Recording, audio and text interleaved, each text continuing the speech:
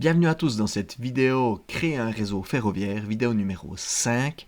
On va parler cette fois-ci, ici, câblage électrique axé pour une maquette modulaire, comme vous le voyez sur la photo, mais qui pourrait être très bien adapté sur une maquette fixe, un réseau fixe.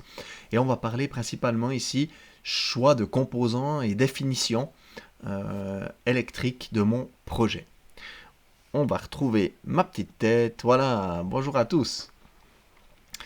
Donc on l'a vu dans la vidéo précédente, j'ai refait un petit topo sur le matériel que j'ai choisi. Donc mon concept et mon choix ici, mes choix seront principalement axés sur le matériel que j'ai choisi. Dans cette vidéo, on aura comme à l'accoutumée une introduction. On va parler ici de diverses idées. Pas énormément de choses, mais j'aime bien essayer de donner un petit peu un choix des idées que j'ai choisies, que j'ai étudiées et lesquelles j'ai choisies. C'est pas toujours les bonnes. Il y en a des, c'est des plus onéreuses, il y en a des, c'est des moins onéreuses. Il y a des choses avec lesquelles j'ai le plus de feeling. Donc, à nouveau, c'est pas la loi absolue. Non. C'est juste avec l'expérience, je suis plus à l'aise avec certaines choses et peut-être que ça pourra vous donner des idées à vous aussi. On va parler des choses à faire attention, quelques petits points.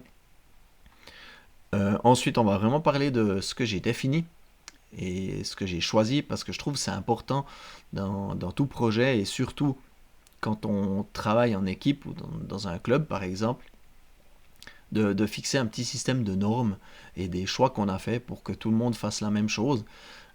Afin qu'on puisse après, quand on voit en un clin d'œil le câblage électrique, on sache de quoi on parle.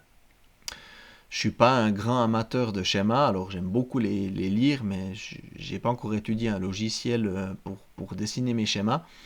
Donc je pars sur le principe qu'il y a des schémas de principe qui sont en principe décrits dans mes vidéos, les playlists Litvinsky LDT ou ESU ou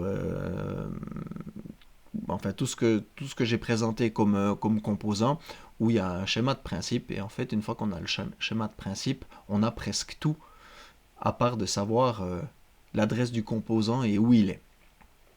Donc je vais vous montrer moi comment je réfléchis, et j'ai fait ça sur plusieurs maquettes, et ça marche pas trop mal. Ensuite on va parler d'un gros point pour moi, c'est la connectique surtout entre les modules, donc intermodules. Et vous allez juste avoir un petit aperçu du câblage final sur un module. En préambule pour l'introduction, une chose importante, c'est pour ça que l'électricité est peut-être pas dans l'ordre par rapport à la pose de voix. Il faut poser les voix et les entraînements d'aiguillage avant. C'est quelque chose que je vous conseille. Comme ça, on a un aperçu dessous la planche, en fait, de où on ne peut pas avoir de fil qui passe.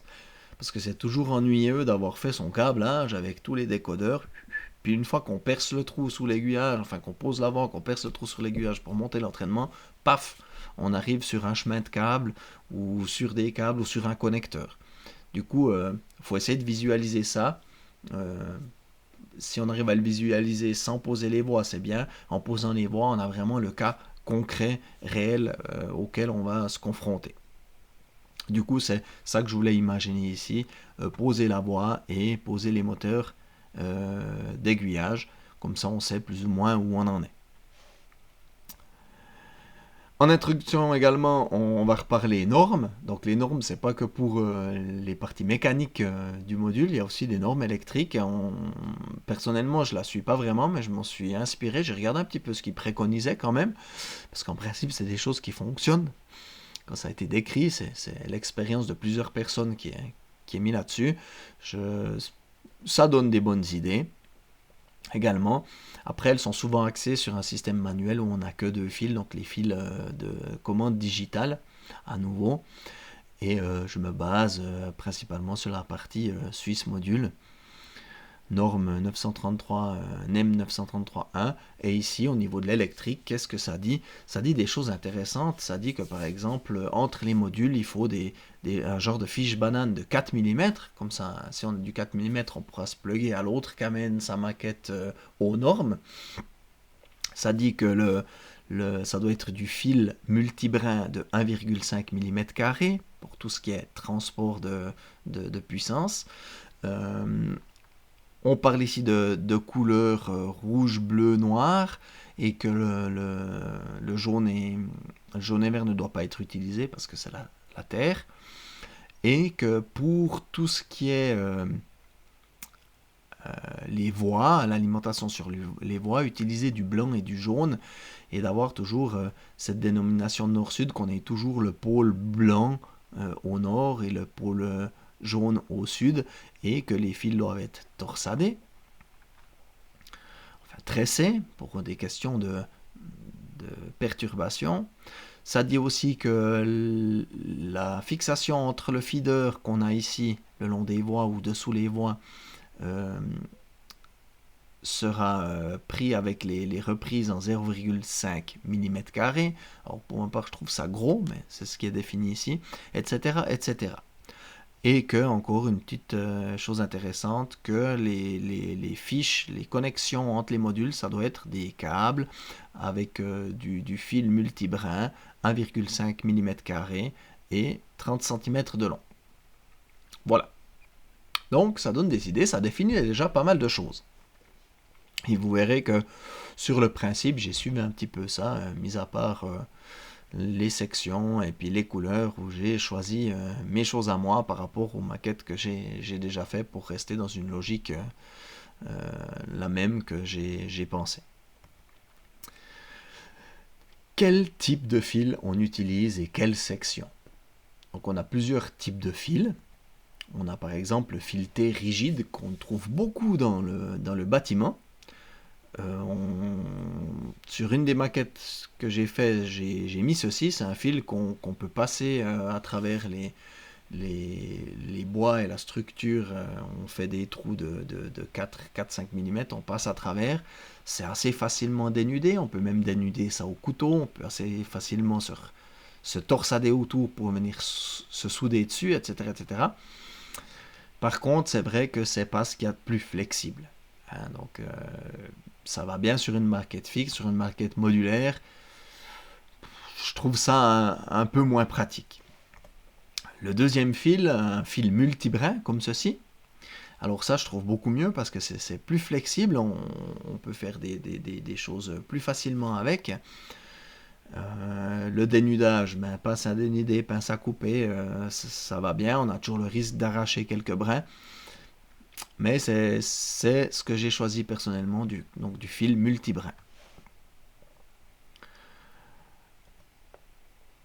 Ce qui est conseillé, on l'a vu, plus grand qu'1,5 mm² pour le transport. Alors je sais que sur une des maquettes que j'ai fait, on est monté même à du 2 mm², je crois, en T. Donc question perturbation, perte, échauffement, c'est toujours mieux. Après je trouve ça devient quand même relativement gros. J'ai du H&M. En principe en H&M on n'a pas des doubles voies avec X dizaines de locomotives qui roulent en même temps. Du coup je me suis dit que je vais descendre un petit peu, mais vous le verrez par la suite. Perso, j'ai décidé d'utiliser du fil d'1 mm² pour tout ce qui est transport. Je sais que dans un certain sens, je suis un peu limite, mais je trouve ça déjà assez gros. Au niveau des sections de fils, on regarde un peu, alors on va pas parler de normes, c'est un petit peu des conseils qu'on a ici. Je suis en tout cas pas à jour au niveau des normes électriques. On voit une chose ici, on va parler qu'est-ce qui est préconisé en fonction de la distance qu'on parcourt avec les fils, et à une consommation de courant de 0 à 5 A et de 5 à 8 A.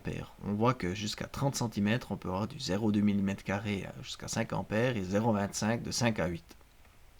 Donc on voit qu'avec du 0,25 mm², on peut déjà transporter du courant. Mais il faut que les distances soient petites, ce qui est logique. À 10 mètres, 1 mm² jusqu'à 5 A, 1,5 mm² jusqu'à de 5 à 8 A. De 10 à 20 mètres, 1,5 mm² et 2 mm² pour les 8 A. Donc c'est de là que vient à peu près la norme.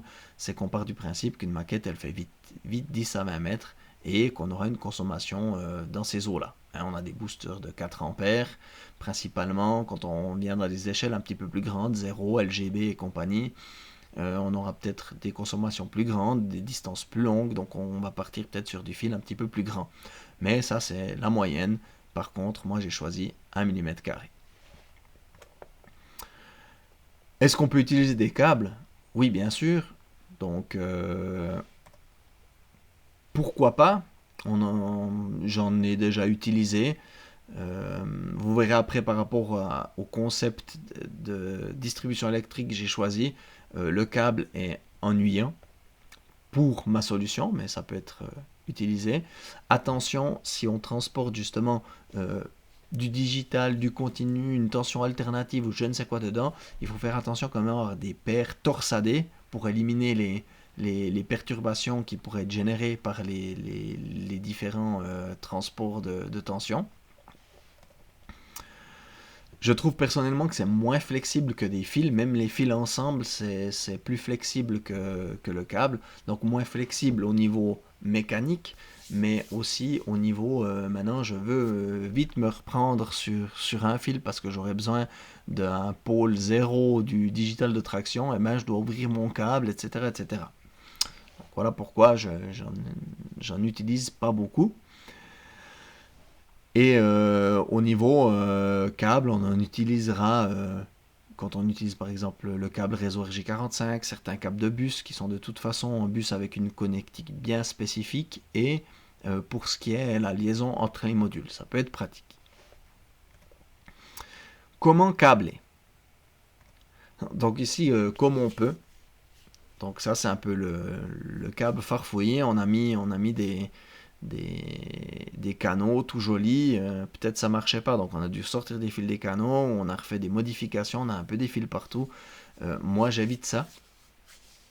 On voit ici qu'on a pas mal de couleurs différentes aussi, c'est pour ça que la notion de couleur de fil est bien. Il n'y a rien de plus désagréable d'avoir des fils qui ont la même fonctionnalité, qui transportent la même tension avec des couleurs différentes, parce on était sous la maquette où on n'avait plus de fil, on a vite pris un bout d'autre, on a fait une épissure, on l'a rallongé avec une autre couleur. Alors oui, ça fonctionne, mais à terme, pour le maintien, c'est pas folichon, surtout si on est dans un club. Donc le fil, le câble, ça coûte aussi un petit peu quelque chose. On peut tout centraliser depuis un tableau. Donc ça c'est bien, on a tout au même endroit avec tous les décodeurs, tout ça c'est bien. Sauf qu'on aura un immense torrent de câbles, de fils qui va partir pour aller distribuer sur la maquette. Donc on aura plein de fils qui vont se croiser partout. Même si on fait les choses un peu propres, on peut avoir des risques de perturbation. Si on fait attention puis qu'on sépare les choses, ça peut marcher. Une maquette fixe, un réseau fixe, je dirais pourquoi pas. Même si moi je préconise d'avoir plusieurs tableaux à plusieurs endroits et que les bus transportent, ou que le feeder, enfin que le transport de câbles se passe d'un tableau à l'autre, puis on vient se repiquer sur le tableau, ça sépare un petit peu les choses. Donc je trouve pas mal. Pour une maquette modulaire, c'est pas vraiment applicable. Enfin, je le conseillerais pas. Troisième méthode de câblage, le principe du feeder, donc la ligne d'alimentation. Ligne d'alimentation comme on a par exemple pour la distribution électrique dans les maisons. On a des grosses lignes de transport, on arrive dans des transforts, on distribue un peu plus loin, on redistribue un peu plus loin. Le mot feeder, ça veut dire mangeoire ou nourrisseur. Donc c'est bien de la distribution. Et c'est ce principe que je vais utiliser, ou plus ou moins utiliser, puis on va en parler un petit peu plus en détail. Même si je pense que beaucoup de monde le connaît déjà. On va prendre le principe de l'alimentation digitale de traction, donc l'alimentation pour les locomotives sur les voies. On a ici notre feeder, donc c'est deux fils de gros diamètre qui suivent dessous les voies ou à proximité des voies. Et ensuite, avec des plus petits fils, on pourra venir se repiquer sur ce feeder pour venir sur nos voies. Donc c'est simplement ça, le principe du feeder qu'on entend partout, qu'on lit partout. Ici, environ 1,5 m. J'estime que c'est bien, 1 mètre, c'est peut-être un peu 1,5 m, 2 mètres. Qu'il faudrait faire des réalimentations. C'est quelque chose qui est conseillé, surtout par exemple en 3 rails avec la masse. et qu'on fait de la rétrosignalisation en pont de masse, vu qu'une des voies utilisées pour la rétro, c'est bien de mettre assez de masse un petit peu partout. Ce qui est conseillé ici, on l'a vu dans la norme 0,5 mm², moi je trouve ça un peu gros. Et pour le feeder, il est conseillé, comme on l'a vu au niveau de la norme, de torsader les fils pour éviter au maximum les perturbations. Et ici, une section de 1,5 mm², ça je trouve cohérent. Par contre, j'ai décidé de partir en 1 mm² personnellement. On va maintenant un peu se focaliser comment on vient se reprendre sur les feeders, quelle connectique, parce que c'est bien bon, on a compris le principe, on voit comment souder un fil sur la voie, on voit comment mettre nos fils le long de la maquette, mais maintenant comment on vient se repiquer ici, faire les reprises sur ce feeder. Donc ici, quelques idées diverses. On a tout d'abord ce genre d'éléments, c'est quelque chose que j'ai un peu cherché. On a des petites plaquettes comme ça, alors il y en a des qui ont des ponts d'office, des pas, on arrive avec notre feeder torsadé, on vient mettre un pôle un côté, un pôle de l'autre côté, on ponte ici avec un fil, on soude pour ponter tous les petites languettes, et chaque fois qu'on a besoin d'un rouge, on vient souder dessus. Quelque chose qui va très bien, en plus la plaquette ici elle est isolée, des petits trous, on peut venir la fixer. C'est une solution que j'aime bien, mais j'ai préféré partir sur un principe ou en partie d'avoir de la connectique vissée. On a plus vite fait d'avoir un tournevis dans les mains que de faire chauffer le fer à souder. Donc voilà, pour ce qu'on potentiellement on pourrait changer, on pourrait avoir des erreurs, j'ai décidé d'avoir des choses vissées, plutôt de ce type. Donc ça c'est la même chose, mais version bornée à vis. On arrive avec notre feeder torsadé d'un côté, on ressort de l'autre pour aller plus loin, et on a ici les petites bornes A et B, donc on pourra reprendre le rouge et le noir pour aller sur nos éléments, nos décodeurs d'accessoires, sur nos bois, etc. etc. On a toujours la bonne vieille carte électronique Veroboard, où on pourrait placer ça quelque part, venir souder nos fils sur quelques pistes et venir se ressouder plus loin pour reprendre le pôle rouge, le pôle noir, etc. etc. On pourrait même utiliser une carte PCB neutre où on n'a qu'une plaque de cuivre et avec la Dremel faire des petites saignées pour designer en fait notre reprise de feeder nous-mêmes. Donc là, le principe, à nouveau, on arrive avec notre feeder, poum, sur notre carte, et on repart avec notre petit fil plus loin, et on repart avec la suite du feeder plus loin. Ou, simplement, comme ceci, avoir des gros fils, les dénuder, faire une épissure, souder, faire attention qu'on ait bien ici, laisser une distance pour pas que les fils se touchent. Et personnellement, c'est ce que j'ai choisi. C'est le plus simple pour moi d'avoir les fils à proximité. Puis quand j'ai besoin d'un fil, poum, je dénude, je soude et terminé. Et ces fils-là, en principe, ils ne bougent plus. Donc c'est pour ça que j'ai quand même décidé de rester en version soudée pour ce principe-là. On trouve très bien aussi des espèces de cosses maintenant qui viennent se sertir sur le fil. Et on peut repartir avec un fil comme un T. C'est aussi possible. Voilà 4 petites idées de reprise de feeder qu'on pourrait avoir. Maintenant, la question avec ces éléments de reprise, où c'est qu'on les met pour un peu centraliser ça sous la maquette ou sous notre module. Donc on pourrait très bien les mettre sur les plaques de renfort qu'on a ici, en sachant qu'ici on aura quelque part une connectique pour passer sur l'autre module. Ça veut dire qu'on pourrait aussi remettre un feeder là, ça veut dire qu'il en faut 4. À chaque fois faire un câble avec nos fils, ponter, ponter, ponter. Ouais, c'est propre. C'est pas la solution que j'ai choisie. Ce que j'ai choisi, personnellement, c'est simplement de faire suivre mon feeder comme ça, mes deux fils, pour venir me repiquer, comme vous l'avez vu avant, en épissure, et de simplement avoir une connectique au début et à la fin du module. À nouveau, avec toujours le conseil d'être torsadé. À faire attention. La section du fil, on l'a dit, important. Torsader les fils de transport le plus possible, même les autres, hein, si on peut. Si on part avec, par exemple, la digitale de traction en 0,25 mm, le torsadé, ça peut toujours aider, éviter au maximum les perturbations.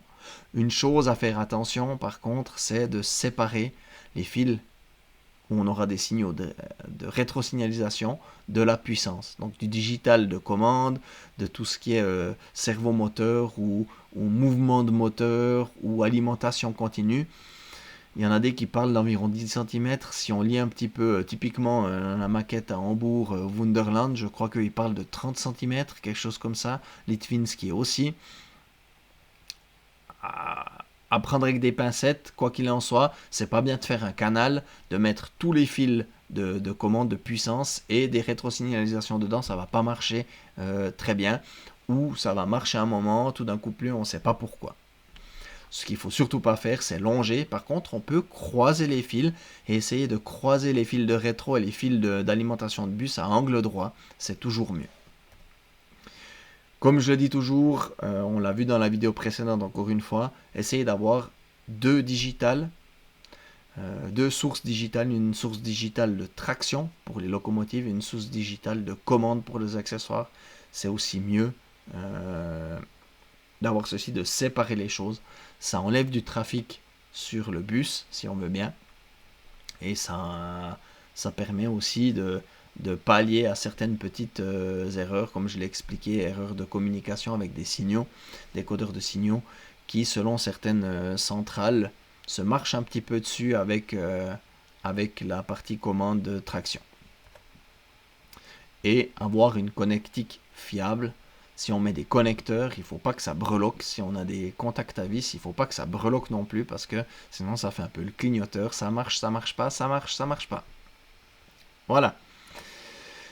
Du coup, mes définitions et mes choix, en fonction de ce qu'on a discuté ici, j'ai décidé de faire mon feeder comme ceci. Et non, je ne torsade pas les fils sous les modules, j'ai décidé d'essayer ça. J'ai ici donc mes deux fils pour le digital de traction, de l'alimentation continue, digital pour la commande accessoire et deux fils de réserve. Deux fils de réserve, pourquoi ? Si jamais je dois rajouter un booster ou si jamais il faudrait de la tension alternative ou une deuxième alimentation continue pour séparer quelque chose, j'ai mes deux fils qui sont déjà tirés partout et je ne dois pas aller m'embêter sous ma maquette pour faire ceci. Et il y en a encore un cinquième sur certains modules, c'est le digital pour la voie de programmation. Du coup, ici, moi, j'ai simplement percé des petits trous de 3 pour passer mes fils avec 1 cm d'espace, 4 cm par rapport à la planche de dessus. Ça me permet en fait de passer de la connectique si j'ai pas le choix, ou si on aurait par exemple un moteur d'aiguillage qui devrait arriver là, on a la place de le mettre. Le fait de faire comme ça, c'est qu'on garantit quand même que nos fils soient à une certaine distance, et si on les tend de part et d'autre sur la connectique de transfert, la connectique intermodule, on a des fils qui restent plus ou moins droits. Choix et définition des fils. Comme je vous l'ai dit, je ne suis pas un grand amateur de dessiner des schémas, donc il faut prévoir en fait un concept de couleur qui nous permet en fait de nous repérer sous la maquette. Et j'ai décidé d'utiliser ici pour le digital de traction, donc le pôle, pour les deux pôles ici, le pôle B et le pôle 0, qui est un booster, pour moi un booster 4 A, le rouge et le noir. Pour le transport, donc pour le feeder, 1 mm et pour le repiquage, j'ai 0,25 mm. Et comme je suis en rétrosignalisation de courant, au niveau de la détection, mes fils de rétro seront aussi rouges. Pour ce qui est digital de commande accessoire, pôle B et 0, qui sera le booster interne de ma centrale, 4 A, j'ai choisi violet-orange, la même chose, 1 mm pour le transport, 0,25 mm pour la distribution. Alimentation continue, 15 volts, 7 ampères, bleu-brun, même section. Donc c'est là qu'on voit par rapport à ma section que je pourrais être limite. Après, je pense pas que en même temps, je vais consommer 7 ampères. Après, je peux être surpris. À voir. Et mes deux fils de réserve, jaune, vert. Ce que j'ai rajouté encore ici, c'est l'alimentation, la polarisation du cœur d'aiguillage, qui est un fil blanc de 0,25 mm, qui lui va partir de mon cœur d'aiguillage jusqu'à mon switch pilote extension sur le port commun. comme ça peut être du rouge ou du noir, j'ai décidé de mettre du blanc, comme ça je repère tout de suite que c'est une polarisation de cœur d'aiguillage et pas forcément une rétrosignalisation ou quoi que ce soit. J'ai décidé aussi d'intégrer les aiguillages dans la rétrosignalisation. Ça veut dire que la queue d'aiguillage, en fait, va en principe appartenir au canton qui est accolé. C'est pour ça que ici, j'aurai dans la plupart du temps soit le pôle 0, en fonction de la position de l'aiguillage, soit la rétrosignalisation qui sera faite par le pôle B. En définissant ceci, on a donc déjà une bonne vue d'ensemble de la maquette. Quand on tourne notre module, on va tout de suite voir à quoi on a affaire. Pas forcément besoin de schéma pour ceci. Ensuite, dénomination. On a des schémas de principe de câblage de nos décodeurs d'accessoires. On a nos couleurs de fil. Maintenant, on ne sait juste pas qui est quoi, quelle adresse est quoi. Du coup, j'ai décidé d'investir dans une petite démo pour faire des jolies étiquettes et étiqueter mes éléments afin que je puisse directement savoir ce que c'est. Et je vous ai mis un petit tableau avec quelques exemples. Typiquement pour un aiguillage, je vais l'appeler MA, moteur d'aiguillage, avec son adresse. MA5, c'est le moteur d'aiguillage qui a l'adresse 5. Donc si je pilote l'adresse 5, c'est ce moteur qui va bouger. Switch pilote servo, SVS, petite abréviation, on aurait pu mettre SU aussi devant éventuellement, avec le X qui est la première adresse du décodeur, c'est-à-dire la sortie 1 de mon switch pilote servo. Typiquement SVS 1, j'aurai le moteur d'aiguillage dessus 1, 2, 3, 4, vu que j'en ai 4. Pour les switch pilotes, la même chose, sauf que c'est SW, avec la première sortie. Un switch pilote, comme vous le savez, il y a 4 sorties, plus 2 servos. Donc à faire attention ici, si on prévoit les adresses, à laisser des petites plages libres, toujours par bloc de 4, c'est toujours mieux. On aura, si on a le SW9, on aura la première sortie qui sera 9, 10, 11, 12, donc les 4 sorties, et mes 2 servos, 9, 10, 11, 12, 13, 14, et 15, 16 qui est vide. Pratiquement sur les versions 2, on peut utiliser servo dans 4 positions, donc on aura besoin de 2 adresses par position, donc on va utiliser les 8 adresses pour ce module. Juste quelque chose à savoir. Après, si on n'est pas sûr, on peut très bien mettre, par exemple, 9 à 12, 9 à 14, etc. etc. Il faut trouver son fonctionnement. Switch pilote extension, SW-ext, avec l'adresse de la première sortie. Donc si on a ici le switch pilote servo 1, on aura le switch pilote extension 1 qui sera à proximité probablement. Les rétrosignalisations que je pourrais aussi définir sous chaque fil qui sort des voies, RS avec l'adresse, les ECOS détecteurs que j'ai simplement appelé rétrosignalisation avec son numéro, donc RS2 pour la deuxième, l'ECOS link terminal, terminal 1, 2, 3, 4, signal pilote SP avec l'adresse du premier signal.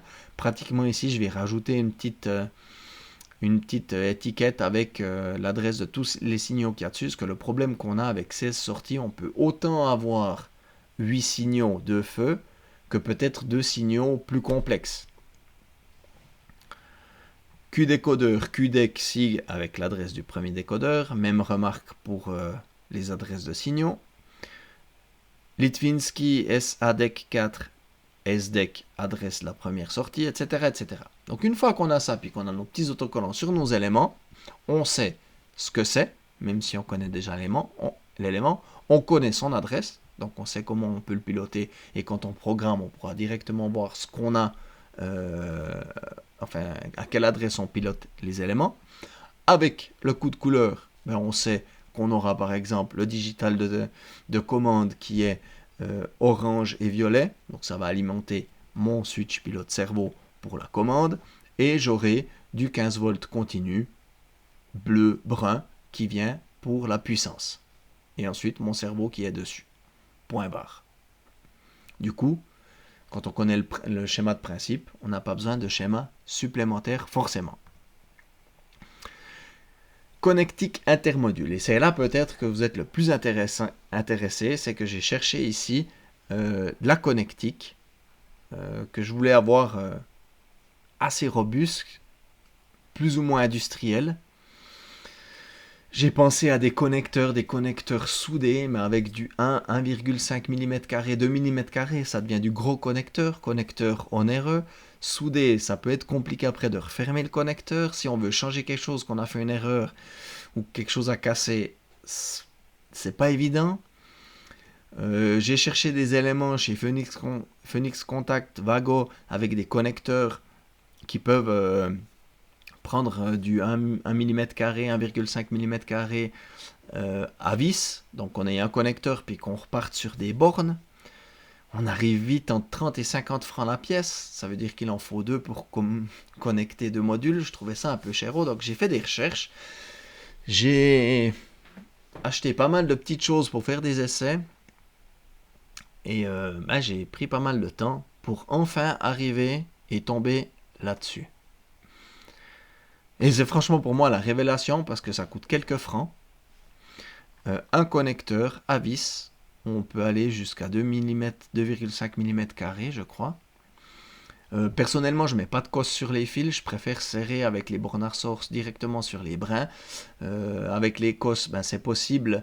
Quand c'est serti, c'est possible, mais il faut sertir aussi spécialement à 4 côtés et pas seulement 2, si on veut un bon contact, parce que des fois, les bornes à ressort qu'on serre, ça fait pas bien contact. J'ai trouvé ça de 2 à 10 pôles, je crois. Donc parfait, mon feeder fait 8 pôles, donc j'ai des 8 pôles. Et j'en ai quelques-uns à 10 pôles où j'ai la voie de programmation supplémentaire. Et le gros avantage, c'est qu'ici, on peut mettre une petite vis à tête plate et visser ça directement sur le module. Et ensuite, on a l'accouplement mâle ici qui vient dedans. Ça se clip bien. C'est relativement industriel comme chose. Il y a même un petit verrou. Il n'y a pas de vis pour accoupler.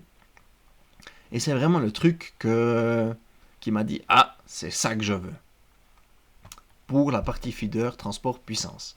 Le seul petit hic, c'est clair, on a les fils qui viennent l'un à côté de l'autre. Mais ma foi, pendant un petit bout ici, on ne peut pas faire autrement. On trouve également ces connecteurs sous cette forme, par exemple pour les mettre en façade. Pour les mettre en façade, on aura donc les bornes à vis ici pour venir avec nos fils. Cet élément viendra se clipper dans cet élément ici, et on aura la façade ici entre, et ça sera vissé dans la façade, ou avec un écrou à l'arrière de la façade. Et on a ensuite le câble qui peut venir ici, se plugger ici dedans, avec un petit système de vis pour le verrouiller. C'est typiquement ce que j'utilise pour les voies de programmation, où j'ai deux fils, où je pourrais venir par exemple sur un panneau où ma centrale va transmettre la voie de programmation, boum, je me plug dessus. Donc voilà, et pour passer d'un à l'autre, j'ai décidé de faire des câbles moi-même, vu que la gaine des câbles je trouve un peu rigide. Donc j'ai fait mes câbles moi-même en 30 et 40 cm de fil que j'ai torsadé par paire. Ça veut dire le digital traction, le digital commande, le 15 volts continu et la réserve. Et ensuite j'ai simplement mis une petite gaine spirale. Donc ici j'ai quand même tressé mes fils pour passer d'un module à l'autre.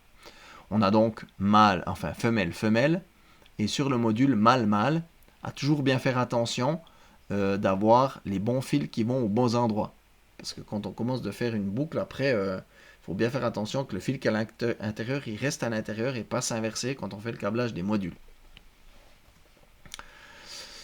Ensuite, j'ai voulu chercher quelque chose connectique de signaux, à nouveau chez Vago, Phoenix Contact, avec du sub-D qui part ensuite en borne à vis, là aussi, des prix assez onéreux. Et en cherchant un peu, je suis tombé sur ceci. Ceci pour passer les petits fils, donc 0,25 mm², qui seront pratiquement les rétro-signalisations, les tensions continues. Pourquoi tension continue? Vu que j'ai un feeder, j'ai du 15 volts. J'ai défini que pour les éclairages, j'allais être en 12 volts, parce qu'il y a beaucoup de choses qui sont dimensionnées en 12 volts. Donc je vais mettre des petits abaisseurs de tension, puis pour éviter d'avoir des petits abaisseurs de tension sur tous les modules, par exemple sur 2-3 modules de décor qui seront l'un après l'autre, si j'ai besoin d'éclairage, j'en aurai un, et ensuite je vais passer mon 12 volts au travers de ces bornes ici. Si on fait les bornes 1 où on a des rétrosignalisations, je vais passer mes fils ici en 14-15, histoire de bien séparer les choses, mes fils de tension continue. D'avoir qu'un seul abaisseur de tension, on a l'avantage aussi que, comme on peut régler la tension à laquelle on veut abaisser, on la règle une fois, puis c'est la même pour tout ce qu'on branche dessus, à la place d'en avoir 3, puis d'essayer de régler la même luminosité partout. Donc j'ai trouvé ceci en mâle-femelle, donc ici on aura bien un côté mâle, un côté femelle, comme ça on ne pourra pas se tromper. On a ici des trous, donc il y a 2 trous ici d'origine que j'agrandis à 3 mm pour mettre des vis de fixation 3 mm. J'en perce ici un supplémentaire en faisant attention de ne pas percer les pistes de transfert au connecteur. Une petite entretoise dessous et on visse ça dans le module et on a notre connectique pour les signaux. Donc j'ai du sub-D 15 pôles, j'ai aussi du sub-D 9 pôles, typiquement ici on en voit un, avec 2 trous, les petites entretoises que je mets pour pouvoir fixer mes éléments, et le petit bornier à vis. 9 pôles, quand on estime qu'on aura besoin de moins de fils, ou ce que j'ai fait aussi, par exemple, quand on a un switch pilote servo où on n'utilise que 2 servomoteurs, puis qu'on a un module à côté où on a besoin que d'un servomoteur, je ne vais pas mettre un switch pilote servo sur le module où il n'y a qu'un moteur d'aiguillage. Du coup, je vais passer les 3 fils du servo ici au travers, et ça ne passera pas au travers du sub-D 15 pôles où j'ai des rétrosignalisations. Voilà, essayez d'enlever les problèmes au maximum.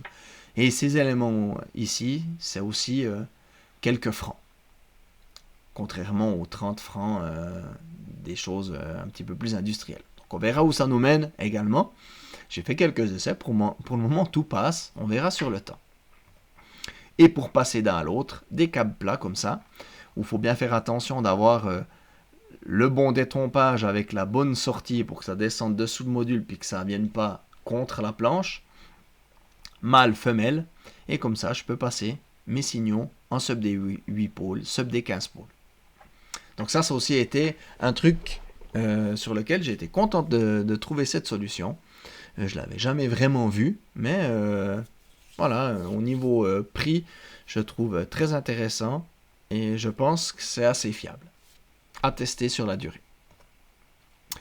Du coup, sous un module, on a ici notre élément de transfert, donc de connexion intermodule, et on va se retrouver avec quelque chose comme ceci, le feeder de puissance, la partie signal logique, rétrosignalisation, et les éventuels signaux qui pourraient générer des perturbations sur les rétros, ou si par exemple on n'a pas besoin de 15 pôles, ceci suffira.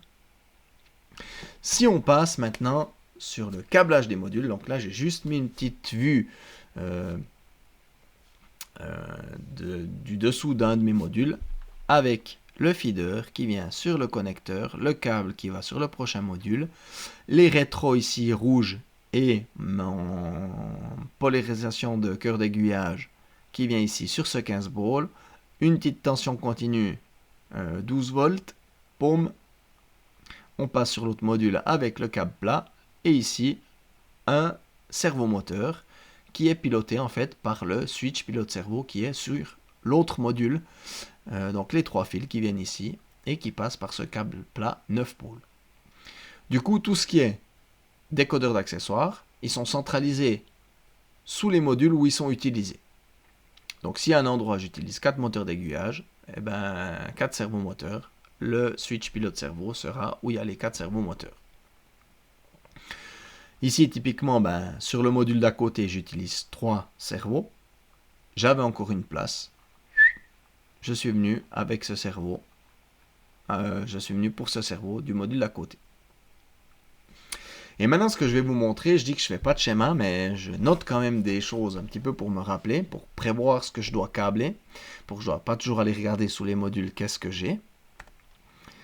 Je vous avais parlé de SCARM qui allait être en fait la documentation complète de ma maquette. On va un petit peu zoomer. Allez, comme ceci. Ouais, c'est bien. Je vous ai parlé de la partie Layers, où on peut dessiner en fait des éléments sur notre schéma de maquette par couche. Et pour le moment, je vous ai montré au niveau de la conception, de la grandeur de la maquette, avec la grandeur des modules, conception modulaire. Bon, vous voyez ici, j'ai dessiné la grandeur de mes modules pour voir un petit peu l'empattement, l'emplacement que ça me prend. J'ai mis un petit nom. Ça veut dire qu'ici, je vois que les modules de mon niveau de dessus. Si maintenant je décide de regarder mon niveau de dessous, au niveau des rails, on voit que j'ai mis les rails de mon étage du dessous. Alors comme ça ne veut rien dire quand tout est affiché. Mais si j'enlève les rails du niveau 1, on voit qu'ici j'ai une gare. Et j'ai toujours les modules, donc la structure modulaire avec leur numéro. Je peux également mettre les modules du niveau 0 et enlever les modules du niveau 1. Et je vois tout ce que j'ai. Donc je vois en permanence ici où sont mes modules avec leur numéro.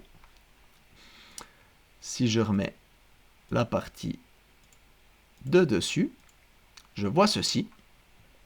Et j'ai toujours, en fait, on voit qu'on a des connexions entre le module 10 et le module 11, entre le module 10, le module 9, entre le module 8 et le module 9. Et ça va me donner des informations pour le schéma électrique.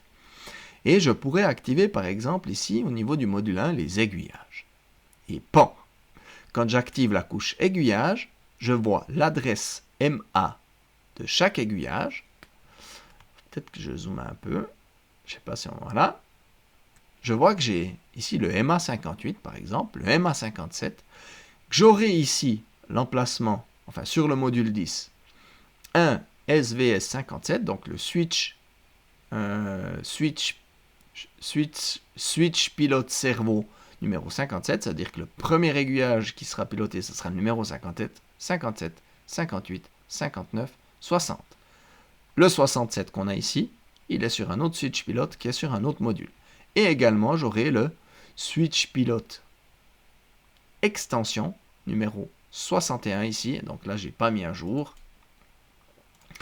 J'ai fait quelques modifications avant, j'ai pas mis à jour. Donc j'aurai le switch pilote 57 qui sera accouplé ici à mon switch pilote. Si je redézoome un peu, on verra que sur le module ici, j'aurai le 65. Ça veut dire que quelque part, j'ai un moteur d'aiguillage 65, 66 et le 67 qu'on aura ici. Donc j'ai ici pour mes décodeurs d'accessoires pour les aiguillages, la vue de ce que j'ai et où ils sont placés. Donc pas besoin de chemin électrique pour ma part, ça me suffit. Ensuite, je peux également activer une couche, un layer rétro. Et paf, j'ai mis des petits points verts. On va zoomer ici. Des petits points verts avec mon RS rétrosignalisation 3.4, 3.3, 3.11, etc. Donc je sais ici que j'aurai par exemple la 5e rétrosignalisation du module de rétrosignalisation 3 qui est où? Qui est sur ce module, module numéro 9. Si hop, module numéro 9. Et que ici, j'aurai aussi un terminal, EcoSlick terminal. Donc, j'ai une vue d'ensemble de ma partie rétro et de ma partie accessoire en un clin d'œil et tout sur mon schéma de maquette. Et ça, je trouve assez bien. La seule chose qui me manque ici, c'est la connectique intermodule. La connectique intermodule, donc qu'est-ce que j'ai qui vient sur mes connecteurs sub-D, 15 pôles et 9 pôles? Pour ceci, j'ai simplement fait ici un petit fichier Excel. Alors, ouais, c'est peut-être pas le bon plan. Voilà, de trop dézoomer.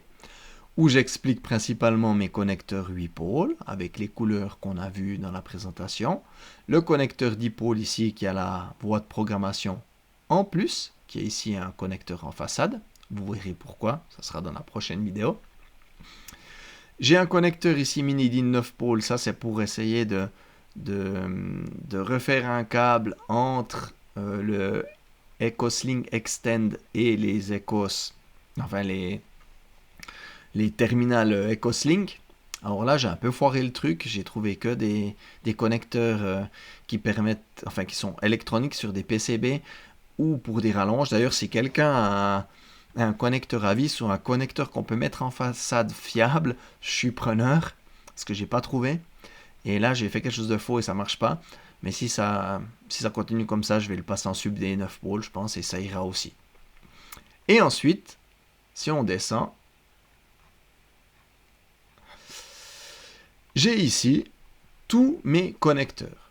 Ça veut dire que comme je connais les liaisons qui vont d'un module à l'autre, j'ai par exemple ici le connecteur de signaux qui va du module 1 à 2. Donc je sais exactement entre quel module c'est. C'est un sub des 15 pôles. La pin 1, j'ai la rétro 1.7, fil rouge 0,25 mm². Poum poum poum, j'ai quelques rétros avec mes adresses. J'ai l'éclairage 12 volts continu, brun bleu, 0,25 mm², etc., etc. Pour la connexion qui est entre le module 1 et 8, sub des 15 pôles. Comme ça, je prends de chaque côté, je peux prendre mon module, et le côté qui va, typiquement dans mon cas ici, entre le module 1 et le module 8, je suis sur le module 8, ce qui va contre le 1, je prends simplement ça, je le câble, je sais ce que c'est. Point barre. Et ici, j'ai mis un petit système de statut. Quand j'ai câblé un, je le mets en jaune. Puis quand j'ai câblé l'autre côté, je le mets en vert. Puis ça veut dire que j'ai terminé. Donc typiquement ici, j'ai un connecteur qui est en cours. Et ici, j'ai un connecteur qui est terminé avec encore un petit peu de réserve si je voudrais passer quelque chose d'autre. Mes connecteurs 9 pôles, par exemple ici, un connecteur 9 pôles qui est présent entre le module 3 et le module 4, c'est pour passer un moteur d'aiguillage.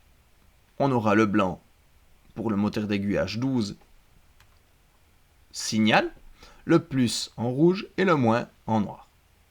Et comme ceci, j'ai tout. Donc, mon SCARM, mon projet de dessin maquette, contient plus ou moins toutes les informations qu'on doit connaître. Ici, j'ai le pinning de mes connecteurs qui sont définis. Et avec ceci, j'ai mon schéma. Et c'est ma petite façon à moi de m'y retrouver.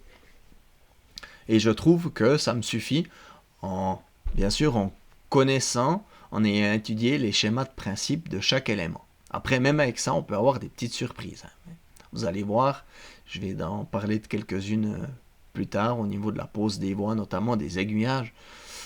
Je suis parti fleur au fusil et ça va pas toujours comme on veut. Voilà pour la partie documentation qui se limite à mon projet SCARM et mon petit fichier Excel. Voilà, c'est enfin la fin de cette vidéo. J'ai parlé beaucoup, mais j'estimais j'avais envie de partager ça avec vous. J'espère que ça vous a donné des petites idées, ou peut-être vous cherchiez la même chose que moi. Je me recommande, si quelqu'un a le Mini-DIN 9 pôles pour pour avoir un connecteur façade pour le câble EcoSlink terminal, terminal EcoSlink, je suis preneur, n'hésitez pas à m'écrire un commentaire, je suis toujours à la recherche. Au pire, ça finira en DB 9 pôles, en sub des 9 pôles. On a vu ici la partie électrique, comment je la planifie, comment je la vois, comment je la définis, les couleurs, les sections, les dénominations et comment je gère ma documentation afin de m'en sortir et de me repérer. Voilà, c'est terminé pour cette vidéo. Merci de m'avoir suivi. N'hésitez pas de mettre un petit pouce bleu si ça vous a plu, ça fait toujours plaisir les commentaires, ça encourage à faire en tout cas des vidéos et à continuer dans ce sens. Dans la prochaine vidéo, je pense qu'on va parler encore électrique parce qu'on n'a encore pas parlé de tableau de commande. Donc on parlera tableau de commande dans la prochaine vidéo. Allez, à plus, bye bye.